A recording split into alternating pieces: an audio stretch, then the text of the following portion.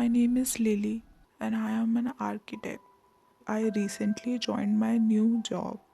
My boss was a nice person. One morning, my boss texted me an address and asked me to reach there as he wanted to discuss our new project. That place was about 30 minutes drive away from my house. But I left my house early because I had some work on my way. My work finished earlier than expected. I had nothing else to do, so I decided to reach the site earlier and wait for my boss to come. I reached about 1 hour early. I parked my car at some distance as road was not good to drive on. I walked to that building. It was an old building. Many windows and doors were broken. I walked inside and started looking around. As I was walking, I came across a room. Door of this room was more maintained in comparison to other rooms. I opened the door and went in. Suddenly, I stumbled on something and fell down. I looked around to see on what I stumbled upon. It was a big knife. But what shook me the most, it had fresh blood on it. I was horrified. As I was about to stand up, I saw something even more shocking. There were about 5-6 glass jars, which were filled with some red substance. As I looked closely, it was human flesh. My heart sank.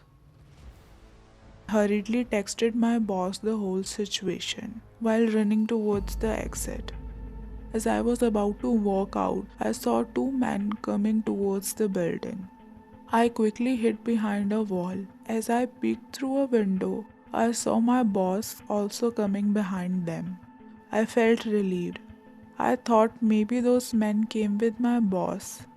As I was about to come out, I heard three of them talking.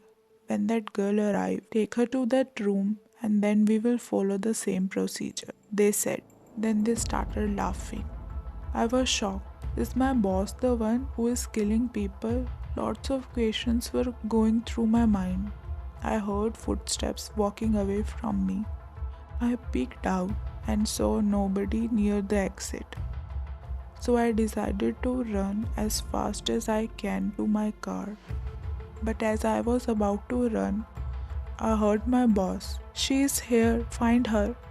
That's when something clicked in my mind. The message I sent him. He must have read it. I heard rushing footsteps. I took deep breath and started running. Look, she is there. Catch her. I heard somebody, but I kept running without looking back. I quickly unlocked my car and locked it from inside. I saw my boss at my car's window.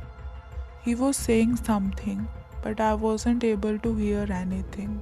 I quickly started my car and started driving away. As I looked through the mirror, nobody was following me.